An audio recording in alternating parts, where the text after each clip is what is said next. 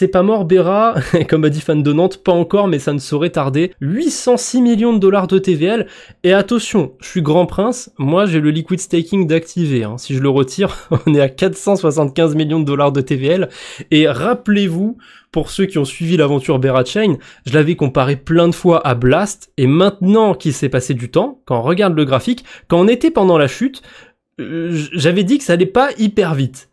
Maintenant que la chute est passée, on la voit, honnêtement c'est dégueulasse, c'est comme Blast. Voilà, il faut laisser passer du temps de temps en temps pour se rendre compte des choses. Voilà, c'est comme Blast, la même chose. Si je resserre Blast un petit peu, hop, c'est le même graphique. Je vois pas de différence entre les deux. J'imagine que Zora c'est fidèle à eux-mêmes, alors je sais pas pourquoi ça charge pas du tout chez moi là, mais j'imagine qu'ils sont fidèles à eux-mêmes Zora, que c'est toujours du mint de NFT à la con, en fait les NFT c'est un peu comme des meme coins, voilà c'est le launchpad de Base, ça m'a jamais intéressé Zora, et je suis content, je suis fier de ça, j'ai pas été éligible à l'airdrop, on a des photos, voilà on a des dollars en dessous, ça correspond à quoi? Aux mint qui ont été faits j'imagine, j'en sais rien, c'est vraiment random Zora, on dirait un Facebook chelou, mais avec de l'argent. C'est vraiment, je comprends pas Zora. J'ai jamais compris ce truc. Là, il y a 26 personnes, a priori, d'après Streamlabs, qui regardent le live. Manifestez-vous. Est-ce qu'il y a quelqu'un qui, dans le mois de juillet, avant le pump de Zora, donc on va dire plutôt début juillet, qui a utilisé Zora? Et pas pour farmer un airdrop ou quoi que ce soit, qui l'a utilisé de manière organique, on va dire. Manifestez-vous. Dites-moi qui vous êtes. Je sais pas qui utilise Zora. Et du coup, pour moi, c'est une anomalie, ce truc. C'est clairement une anomalie. Et ouais, les volumes ont explosé d'un coup. Regardez, quand c'était plat comme ça, on était sur du 20 millions de dollars de volume, et encore, le token Zora est listé sur Coinbase et sur d'autres exchanges, donc ça aide pour faire, on va dire, un volume plancher, mais c'est quand même ridicule, même par rapport au listing. Il avait tapé les 100 millions de dollars de volume, et boum, c'est vite tombé à autour des 10-20 millions par jour. Et là, les volumes ont explosé. Voilà, on est monté à 559 millions de dollars le 28 juillet. On est à 200 millions actuellement. Je pense qu'il y a un coup à jouer sur Zora. Honnêtement. Et ça me rassure. Là, personne l'a utilisé récemment à part pour farmer l'airdrop. Alors, maintenant que je suis sur Paradex et qu'on a parlé un petit peu de Zora, pour moi, c'est une anomalie. C'est clairement une anomalie à un token Zora à 8 centimes. Donc, petit short. Vraiment petit, j'ai 100 $, levier x1, c'est pour la science. C'est pour... Comment ça, Ah mince, j'ai pas déposé mes... Putain, je suis trop con, j'ai pas déposé mes tokens. Voilà, ça y est, c'est short, on verra ça la semaine prochaine. Je voulais faire un truc vite fait. Ah oui, le Chantal Index. Comment oublier le Chantal Index? Attendez, il faut qu'on aille voir. Ça a donné quoi depuis la semaine dernière? Ah, c'est pas bon ça, c'est pas bon. Un petit peu de rouge sur le Chantal Index, bon, c'est pas grave, il reste en profit de plus 62% depuis le début. Bon, c'est surtout AAV et Euler, étonnamment, donc deux protocoles de lending qui font tourner le bousin, mais on a toujours Pique qui tire le wallet, le Chantal Index vers le bas. Ah, c'est pas cool ça, Pique, c'est pas sympa pour Chantal.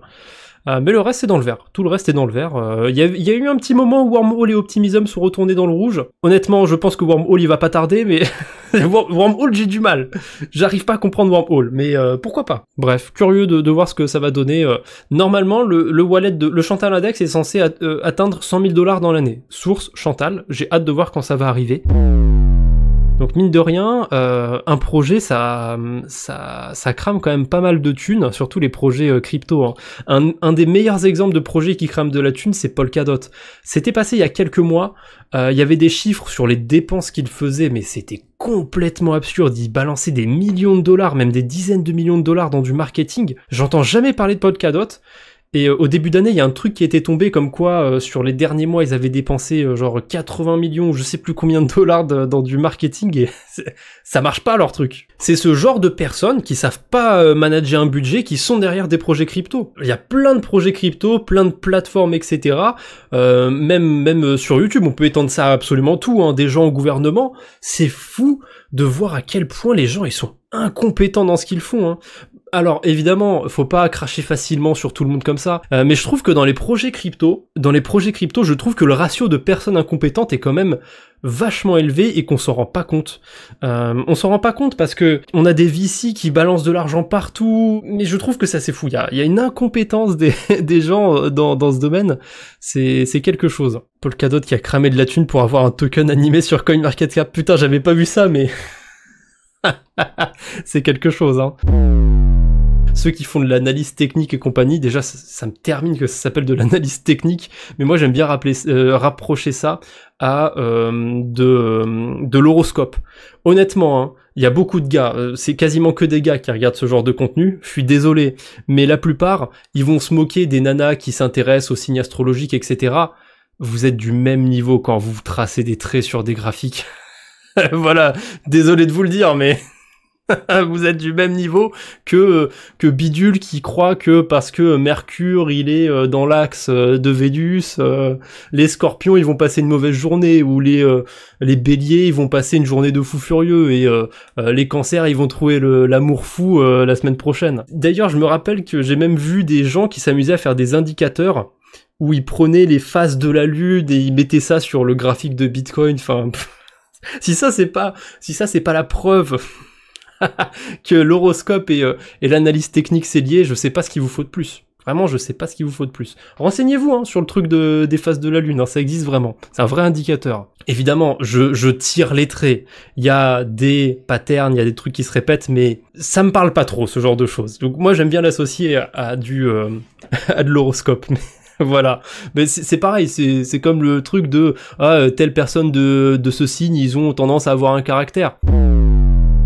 C'est quand que tu airdrop ton album de l'été. Bah justement, j'en ai parlé au début du live. Ça arrivera au cours du mois d'août.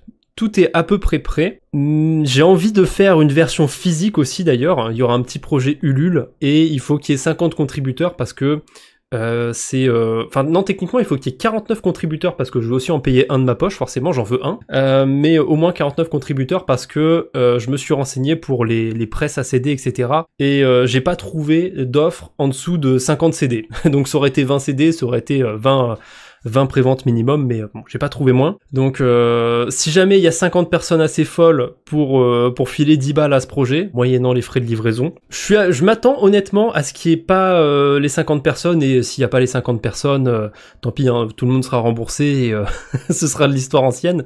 Mais ça me fait bien marrer d'essayer de faire un produit physique et on verra si ça se fait. Mais voilà, j'en ai parlé brièvement au début du live, content qu'il y ait quelqu'un que ça puisse intéresser, que ça puisse hyper en plus de moi. Bref, je ne vous embête pas plus pour ce soir, bonne nuit à tous, à mardi prochain, même endroit, même heure, et surtout, portez-vous bien d'ici là. Allez, salut tout le monde.